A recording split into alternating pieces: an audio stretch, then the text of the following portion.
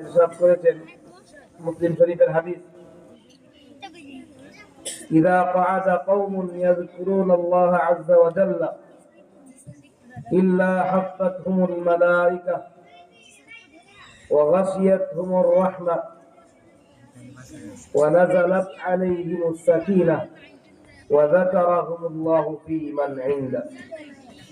মুহতারাম, হযরত জাবের রাদিয়াল্লাহু তাআলা আনহু থেকে বর্ণিত মুসলিম শরীফের হাদিসে প্রিয় নবীজি সাল্লাল্লাহু আলাইহি ওয়াসাল্লাম বলেছেন,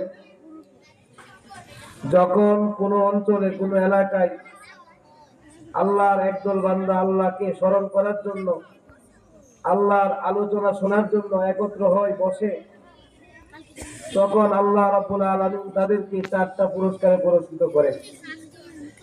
প্রথমত, নাযালাত আলাইহিমুস সাকিনা, এই মাজলিসে বসার পরে আল্লাহ রাব্বুল আলামিন এক জান্নাতি প্রশান্তি দান করেন অন্তরে। 2 নাম্বার হচ্ছে ওয়া গাশিয়াতহুমুর রাহমা, আল্লাহ রাব্বুল আলামিনের রহমতের চাদর এই মানুষগুলোকে ঢেকে নেয়। ওয়া গাশিয়াতহুমুর রাহমা এবং ওয়া নাযালাত আলাইহিমুস সাকিনা হাফাতহুমুল মালায়েকা। প্রথম পুরস্কার হচ্ছে আল্লাহ রাব্বুল আলামিনের রহমতের ফেরেশতা এই মাহফিলের যত মানুষ উপস্থিত হয়েছে সবাইকে এই রহমতের ফেরেশতারা ঢেকে নেয়। তারপরে আল্লাহর রহমতের চাদর দিয়ে ঢেকে নেওয়া হয়। আল্লাহর পক্ষ থেকে এক সীমাহীন প্রশান্তি নাযিল হয়। সবচেয়ে বড় উপকার হচ্ছে এই সমস্ত দ্বীনি মাজলিসে উপস্থিত হওয়ার সবচেয়ে বড় উপকার, আল্লাহ রাব্বুল আলামিন নিজেই মানুষগুলোর কথা স্মরণ করেন। সুবহানাল্লাহ। আল্লাহ রাব্বুল আলামিন তার নিকটস্থ ফেরেশতাদের সঙ্গে এই মানুষগুলোর আলোচনা করেন। যারা আল্লাহ রাব্বুল আলামিনের আলোচনা শোনার জন্য, আল্লাহ ও আল্লাহ রাসূলের দ্বীন শিখার জন্য কোন মজলিসে একত্রিত হয়, ওই মানুষগুলো এত মূল্যবান যাদের আলোচনা স্বয়ং আল্লাহ রাব্বুল ইজ্জত তার নিকটস্থ ফেরেশতাদের সঙ্গে করে থাকেন। আল্লাহ রাব্বুল আলামিন কোরআনে বলছেন, সূরা বাকারা, ফাযকুরুনি আযকুরকুম ওয়াশকুরুলি ওয়ালা তাকফুরুন। এই দুনিয়ার মানুষ, ফাযকুরুনি, আমি আল্লাহকে স্মরণ করো, প্রতিদান স্বরূপ আমি আল্লাহ তোমাদেরকে স্মরণ করব। ওয়াশকুরুলি, আমার কৃতজ্ঞতা আদায় করো, ওয়ালা তাকফুরুন, আমার নিয়ামতের অকৃতজ্ঞ হয়ো না। মুহতারাম, কোন মানুষ কারো আলোচনা দ্বারা সম্মানিত হয়। একজন প্রেসিডেন্ট যদি একজন মানুষের আলোচনা করে, তার গৌরবে বুক ভরে ওঠে, আমার আলোচনা স্বয়ং প্রেসিডেন্ট করেছে। কিন্তু এই মজলিসে, এই দ্বীনের মজলিসে যারা আছি, তাদের গৌরবে বুক ফেলে যাওয়ার কথা যে স্বয়ং মালিকুল ইজ্জত, স্বয়ং মালিকুল আরশ, আরশের মালিক নিজে আমার আলোচনা করতেছেন। সুবহানাল্লাহ। মুহতারাম, আলোচনার শুরুতেই কালামুল্লাহ শরীফের একখানা আয়াত তিলাওয়াত করেছি। নবীজি করিম সাল্লাল্লাহু আলাইহি ওয়াসাল্লামের পবিত্র জবানের একখানা ছোট্ট হাদিসের অংশ আলোচনা করেছি। চেষ্টা করব আমার আলোচনা যেন ওই হাদিস এবং আয়াতের ভিতরেই থাকে। ওমা তাওফীকি ইল্লা বিল্লাহ, আলাইহি তাওয়াক্কালতু ওয়া ইলাইহি উনীব। প্রথমে যে আয়াতে কারিমা তিলাওয়াত করেছি, সেই আয়াতে কারিমায় আল্লাহ রাব্বুল আলামিন দুনিয়াবাসী মানুষকে ব্যস্ত হতে বলেছেন। ওয়াসারিউ ইলা মাগফিরাতিন মির রাব্বিকুম ওয়া জান্নাতিন আরদুহাস সামাওয়াতু ওয়াল আরদু উইজ্জাত লিল মুত্তাকিন। দুনিয়ার মানুষকে বলেছেন, ও দুনিয়ার মানুষ, প্রতিযোগিতা যদি করতেই চাও, আল্লাহর ক্ষমা পাওয়ার প্রতিযোগিতা করো। ওয়াসারিউ ইলা মাগফিরাতিন মির রাব্বিকুম, আল্লাহর ক্ষমার প্রতিযোগিতা করো। ওয়া জান্নাতিন, এবং জান্নাতের প্রতিযোগিতা করো। عرضها السماوات والأرض أعدت للمتقين আল্লাহ বলেন, ও দুনিয়ার মানুষ, তোমাদের প্রতিযোগিতা হয় যদি, সেই প্রতিযোগিতা যেন হয় আল্লাহর ক্ষমার জন্য, এবং এই প্রতিযোগিতা যেন হয় জান্নাতকে পাবার জন্য। যেই জান্নাতের ব্যক্তি আসমান ও জমিনের মাঝখানে যে বিশাল গ্যাপ রয়েছে, যে বিশাল ফাঁকা জায়গা আছে, ওই রকম বিশাল ফাঁকা জায়গা মতো এত বিশাল জান্নাতের প্রতিযোগিতা করো।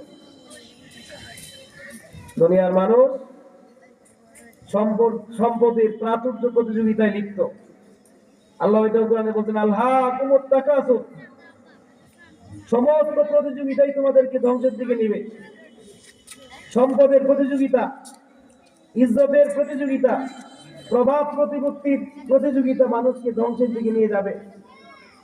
একমাত্র আল্লাহ, আল্লাহর রাসূলের, আল্লাহর পক্ষ থেকে ক্ষমা পাওয়ার যে প্রতিযোগিতা, এই প্রতিযোগিতাই শ্রেষ্ঠ প্রতিযোগিতা। এই প্রতিযোগিতা মানুষকে চূড়ান্ত ঠিকানা দেখাবে। চূড়ান্ত ঠিকানা কি? জান্নাত। এটা দুনিয়া সফর। আমরা জান্নাত থেকে সফরে বের হয়েছি। আমাদের সফর ততক্ষণ সফল হবে না যতক্ষণ বাড়িতে ফিরে যেতে না পারবো। আমরা সফরে বের হওয়ার সময় বলি নিরাপদ সফরের দোয়া চাই। সফর কখন নিরাপদ হয়? বাসা থেকে বের হয়ে যেখানে যাওয়ার উদ্দেশ্য ছিল সেই জায়গায় যে আবার বাড়িতে ফিরে আসতে বলি নিরাপদ সফর। আমাদের সফর জার্নি শুরু হয়েছিল জান্নাত থেকে। দুনিয়ার জীবন শেষ করে আবার জান্নাতে যদি যেতে পারি তাহলে আমাদের সফর সফল, আদারওয়াইজ আমাদের সফর সফল নয়। মুহতারাম, আল্লাহ কোরআন নাযিল করেছে। কোরআন সবার জন্য হেদায়েত না, মানব জাতির জন্য কোরআন নাযিল করেছেন, কিন্তু এই কোরআন দিয়ে সর্বস্তরের মানুষ উপকৃত হবে না। কোরআন দিয়ে উপকৃত হবে মাত্র এক শ্রেণীর মানুষ। আল্লাহ কোরআনের প্রথম সূরা, সূরা ফাতিহার পরে প্রথম সূরা, সূরা বাকারার দ্বিতীয় আয়াতে বলছে, প্রথম আয়াত, আলিফ লাম মিম যালিকাল কিতাবু লা রাইবা ফীহি হুদাল লিল মুত্তাকিন। আল্লাহ রাব্বুল আলামিন বলেছেন আলিফ লাম মিম,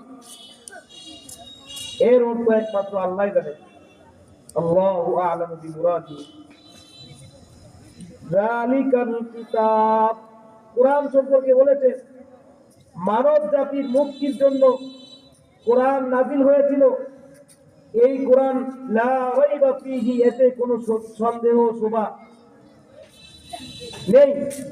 হুদাল লিল মুত্তাকিন, এই কোরআন সমগ্র মানুষকে পথ দেখাবে না, একমাত্র মুত্তাকিন যারা, যাদের অন্তরে আল্লাহর ভয় আছে, সেই কেবল কোরআন দিয়ে আলোকিত হবে। আর না হয় কোনো মানুষ যার অন্তরে আল্লাহর ভয় নেই, ইহুদি, খ্রিস্টান, নাসারা, যারা সারাক্ষণে মানুষের জীবনকে ধ্বংস করার জন্য, মানুষকে বিপদগামী করার জন্য লিপ্ত, তাদের চিন্তা, চেতনা, গবেষণা সর্বক্ষেত্রে মানুষকে বিভ্রান্ত করে জাহান্নামের দিকে নিয়ে যাওয়া যাদের লক্ষ্য, তারা এই কোরআন দিয়ে উপকৃত হবে না। এবং অনেক মুসলমান যাদের অন্তরে আল্লাহর ভয় নেই, যারা আল্লাহর ভয়ে গুনাহ ছাড়তে পারে না, যারা আল্লাহর ভয়ে অন্যায় থেকে ফিরে আসতে পারে না, তাদের জন্য এই কোরআন কোনোদিনই হেদায়েত না, হেদায়েতের মাধ্যম না। শুধু আল্লাহর ভয় থাকলে হবে না, আল্লাহর ভয়ের পরিচয়, তাদের অন্তরে আল্লাহর ভয় আছে। আল্লাহ সেই কথা কোরআনে বলেছেন, যালিকাল কিতাবু লা রাইবা ফীহি হুদাল লিল মুত্তাকিন। যারা আল্লাহর ভয়ের দাবি করে, যারা বলে আমি আল্লাহকে ভয় পাই, তাদের প্রথম বৈশিষ্ট্য হচ্ছে আল্লাযীনা ইউমিনুনা বিল গায়ব, যারা আল্লাহকে না দেখে আল্লাহর ক্ষমতায় বিশ্বাস করে। আল্লাহ রাব্বুল আলামিন সমগ্র বিশ্বের স্রষ্টা, আমার স্রষ্টা, এবং এই পৃথিবীতে যা হচ্ছে, হবে, হয়, সবকিছু একমাত্র আল্লাহর পক্ষ থেকে হয়। এই বিশ্বাস যার অন্তরে আছে সে হলো ঈমান, মুত্তাকিন। শুধু এইটুকু বিশ্বাস ধারণ করলেই মুত্তাকিন হবে না। আল্লাহ বলেছেন ওয়া ইউকিমুনাস সালাহ, যেই ব্যক্তি মুত্তাকিন সেই প্রথমত আল্লাহর উপর বিশ্বাস করবে, আল্লাহকে না দেখে বিশ্বাস করবে আল্লাহর অসীম ক্ষমতার উপর। আল্লাহ আসমানের মালিক, আল্লাহ আরশের মালিক, আল্লাহ জমিনের মালিক, আল্লাহ মানুষের মালিক, আল্লাহ মানুষের কর্মের মালিক, আল্লাহ রিজিকের মালিক, আল্লাহ হায়াতের মালিক, ভালো মন্দের মালিক আল্লাহ। এই কথার বিশ্বাস যার অন্তরে আছে।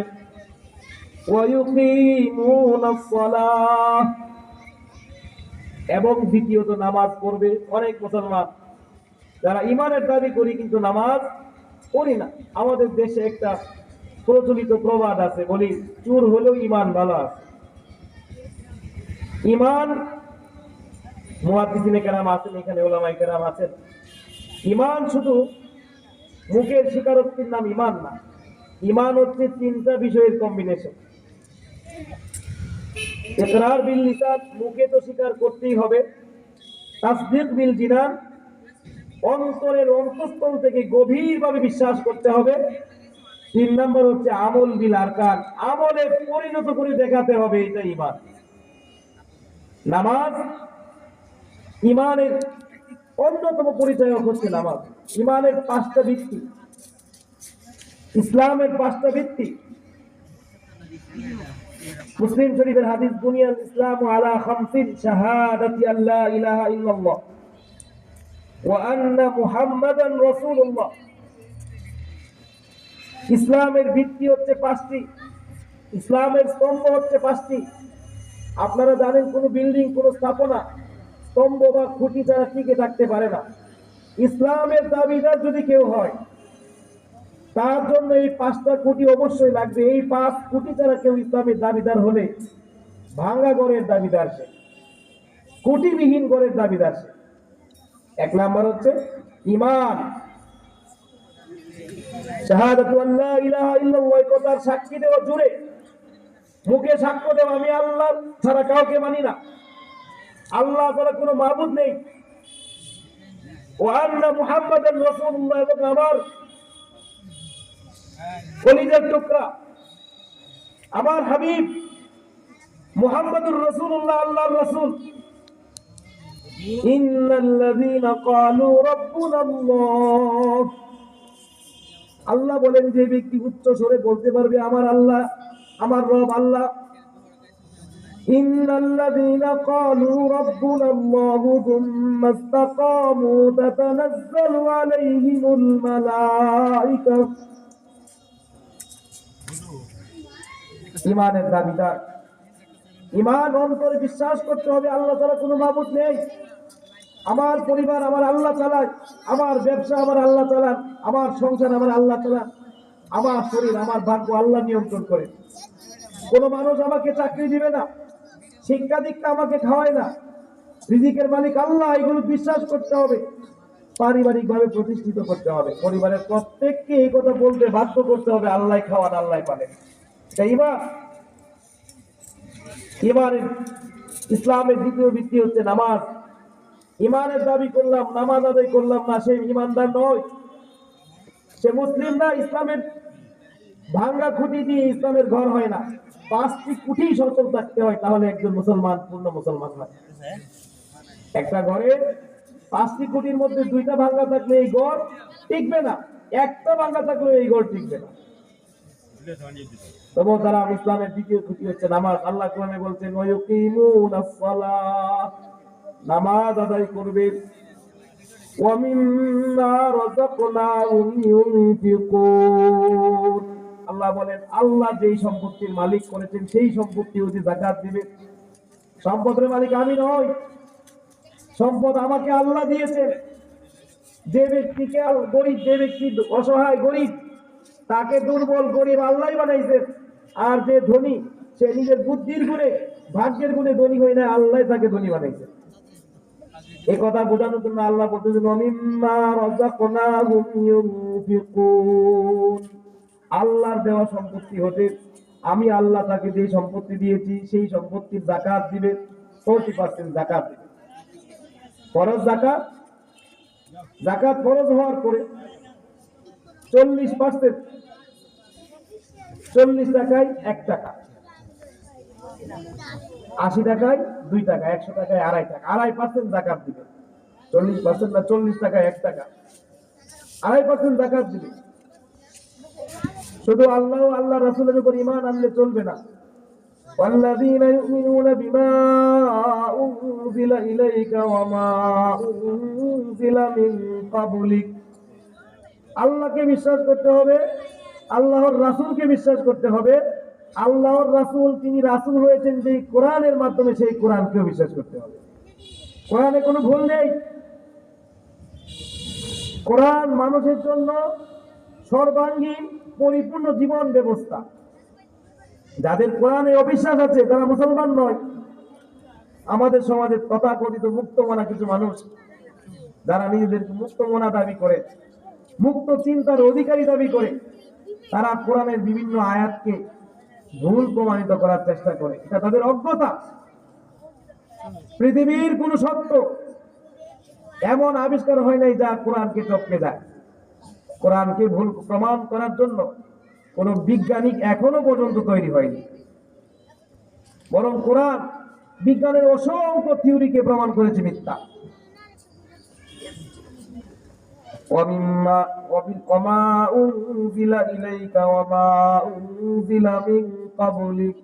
শুধু মুহাম্মদুর রাসূলুল্লাহকে বিশ্বাস করলে চলবে না, ওনার কিতাব কোরআনকে বিশ্বাস করলে চলবে না, ঈমান পূর্ণ হবে না। মুহাম্মদুর রাসূলুল্লাহ ছাড়াও আল্লাহ রাব্বুল আলামিন অসংখ্য নবী রাসূল এই পৃথিবীতে প্রেরণ করেছিলেন, তাদেরকে শরীয়ত দিয়েছিলেন, কিতাব দিয়েছিলেন, ওগুলো বিশ্বাস করতে হবে। হযরত মুসা আল্লাহর নবী, মুহাম্মদুর রাসূলুল্লাহ বড় নবী, উনি ছোট নবী, এই কথা মুসলমান বলে না। আল্লাহ কোরআনে বলেন লা নুফাররিকু বাইনা আহাদিন মিনহুম ওয়া নাহনু লাহু মুসলিমুন। নবী হিসেবে সবাই আল্লাহর কাছে সমান। সমস্ত নবীকে এক পাল্লায় দেখতে হবে। নবীদের আনিত বিধান, নবীদের আনিত ধর্ম, নবীদের উপর নাজিল করা কিতাবকেও সমান সত্য মনে করতে হবে। কোরআন বেশি সত্য, তাওরাত জাবুর ইনজিল কম সত্য, এমন বিশ্বাস করলে ঈমান থাকবে না। কোরআন সত্য, তাওরাত জাবুর ইনজিল যা আল্লাহ নাজিল করেছিলেন মানুষ বিকৃত করার আগে, মানুষ তাকে নিজেদের মতো করে লেখার আগে, ওই তাওরাত ও জাবুর ইনজিল আল্লাহর কোরআনের মতোই পবিত্র এবং আল্লাহর পক্ষ থেকে অবতারিত।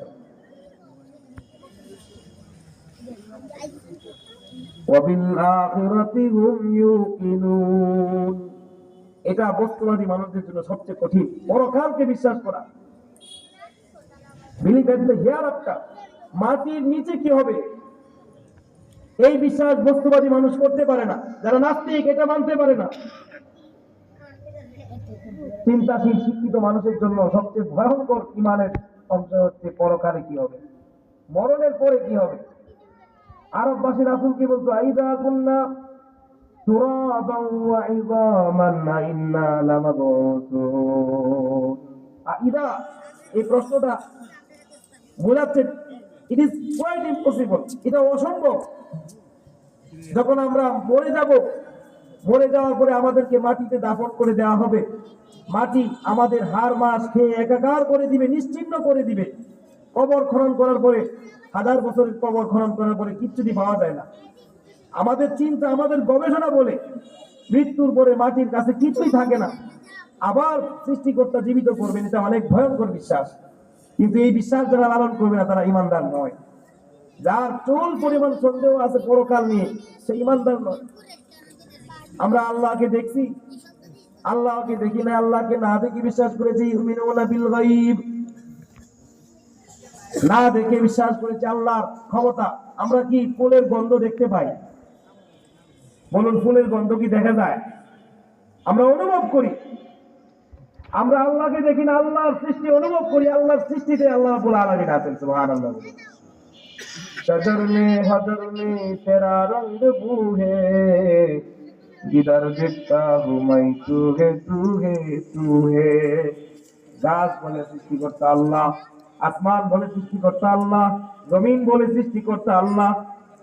ফুলের গন্ধ যেরকম দেখা যায় না, ফুলের গন্ধ অনুভব করে বোঝা যায় এটা ফুল। আল্লাহকে দেখা যায় না, আল্লাহর কুদরত দিয়ে বোঝা যায় আল্লাহ আছেন। সুবহানাল্লাহ বলুন।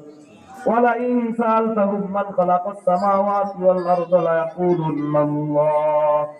ও নবী, আপনি মানুষকে জিজ্ঞাসা করুন আসমান কে বানাইছে, নাস্তিক হোক, মুরতাদ হোক, খ্রিস্টান হোক, সবাই সমস্তরে বলবে আল্লাহ।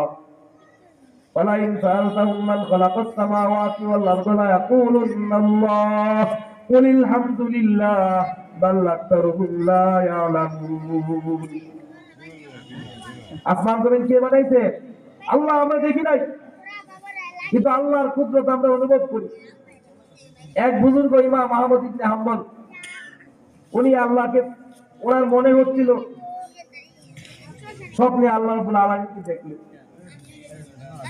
ওনার মনে হচ্ছিল উনি আল্লাহকে জিজ্ঞেস করতেছেন, আল্লাহ হাউ টু গেট ইউ, তোমাকে পাইবো কেমনে? আল্লাহ বলেন কোরআন তিলাওয়াত করো, আমার কালামের ভিতরে আমি আছি, আমার কালামের ভিতরে আমাকে খুঁজো, আমার কোরআন তিলাওয়াত করো, তোমার আমার কোরআনেই তোমাকে নিয়ে যাবে আমার পরিচয়টা।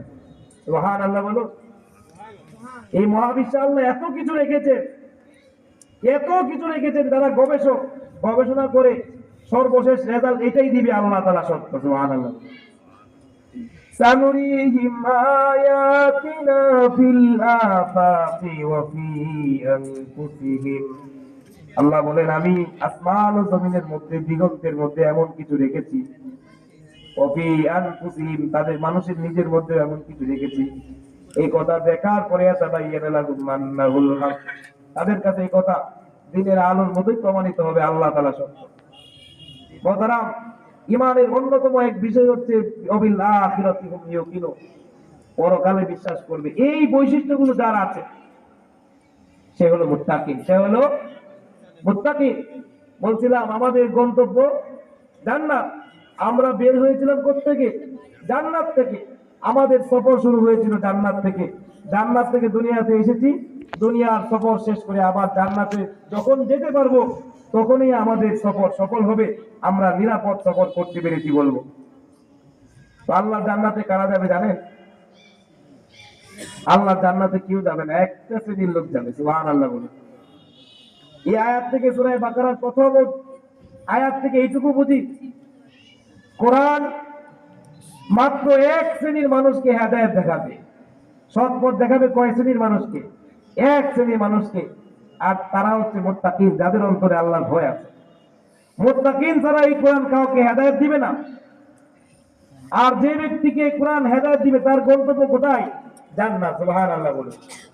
আল্লাহ এই কথাই কোরআনে বলছেন সূরা আল ইমরান 132 থেকে 35 নম্বর আয়াতের মধ্যে। আল্লাহ বলেন ওয়াসারিউ ইলা মাগফিরাতিম মির রাব্বিকুম, ও দুনিয়ার মানুষ তোমরা প্রতিযোগিতা করো, ইলা মাগফিরাতিম মির রাব্বিকুম, তোমাদের প্রতিপালকের ক্ষমা পাওয়ার জন্য চেষ্টা করো। কে আল্লাহর ক্ষমা বেশি পাইতে পারো, আমল বেশি করো।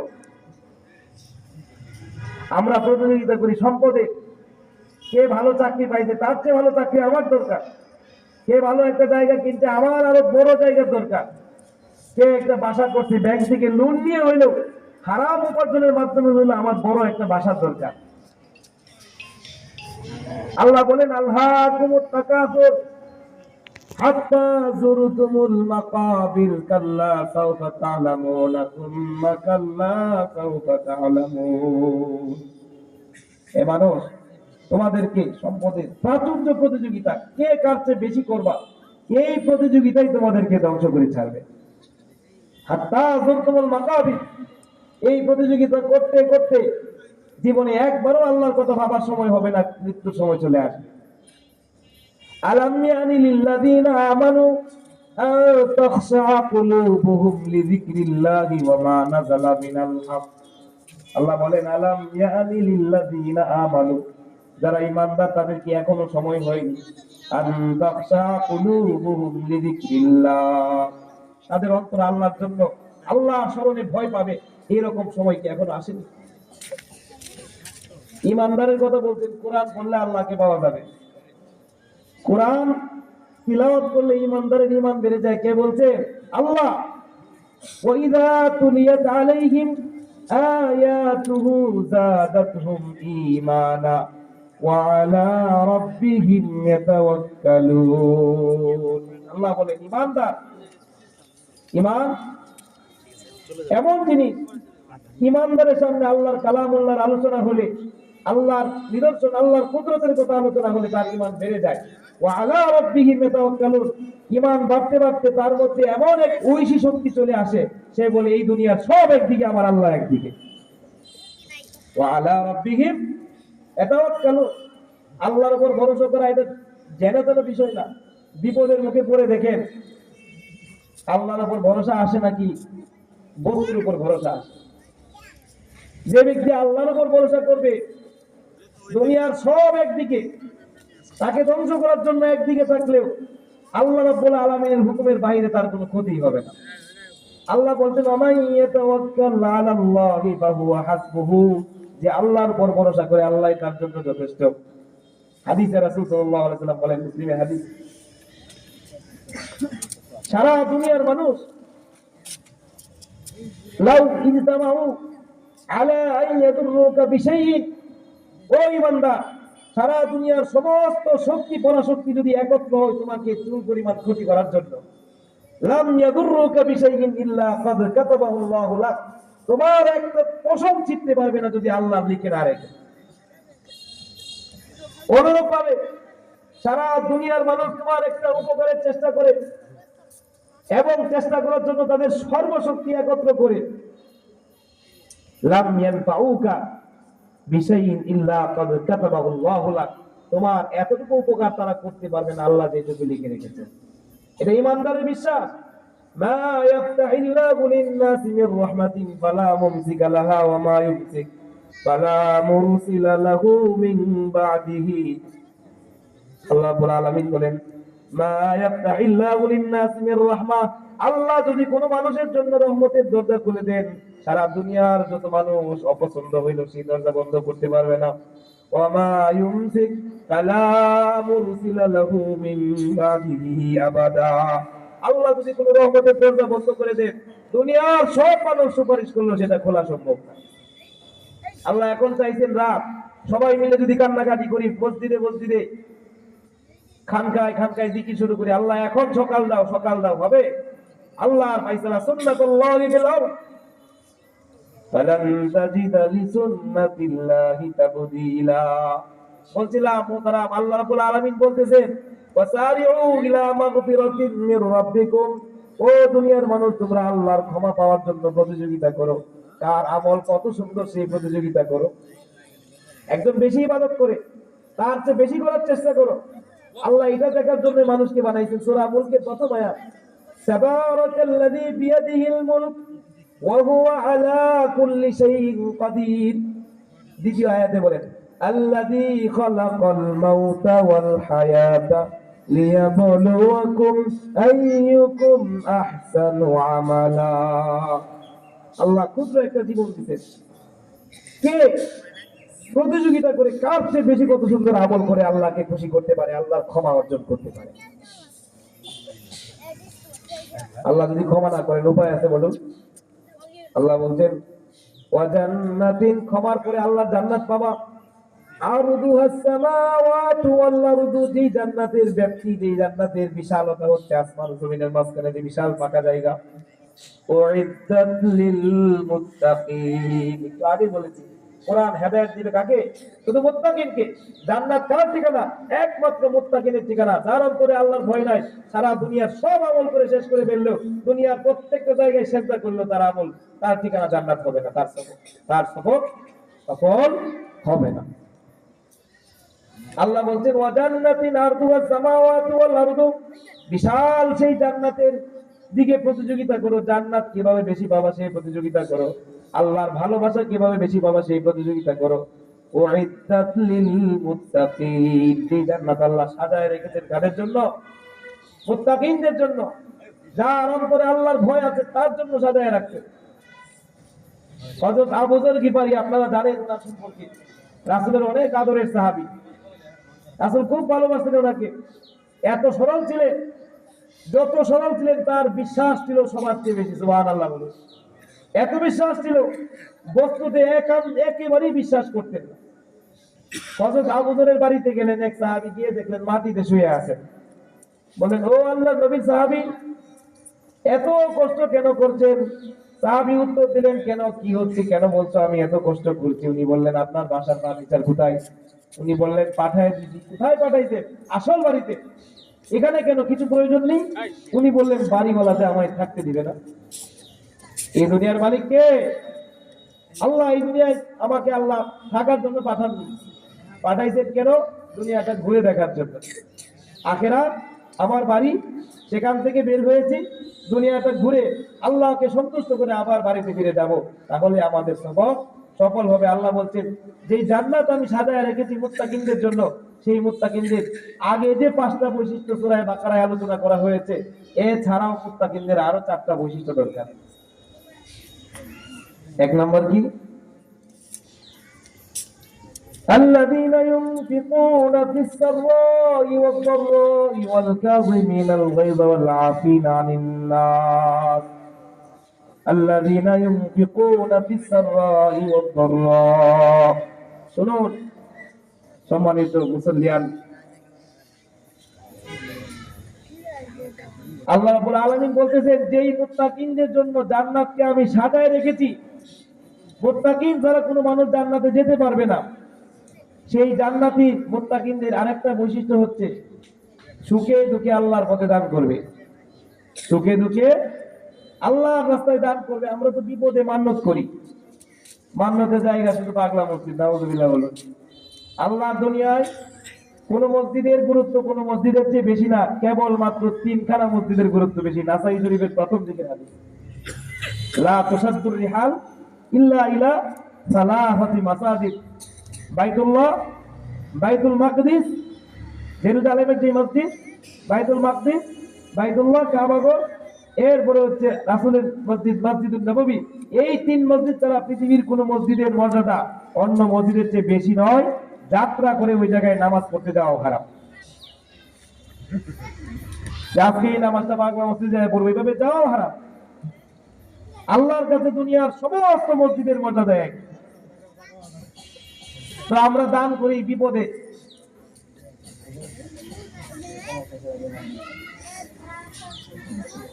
আল্লাহ বলছেন, আল্লাযীনা ইউনফিকুনা, যেই মুত্তাকিনদের জন্য আমি জান্নাত সাজিয়ে রেখেছি, সেই মুত্তাকিনদের একটা বৈশিষ্ট্য হলো ইউনফিকুনা ফিস সাররাই ওয়াদ দাররা, সুখে দুঃখে আল্লাহর পথে দান করবে। তাদেরকে দান করবে। আল্লাহর পথ বলতে কি? একজন গরিবকে দান করা, আল্লাহর পথে দান করা।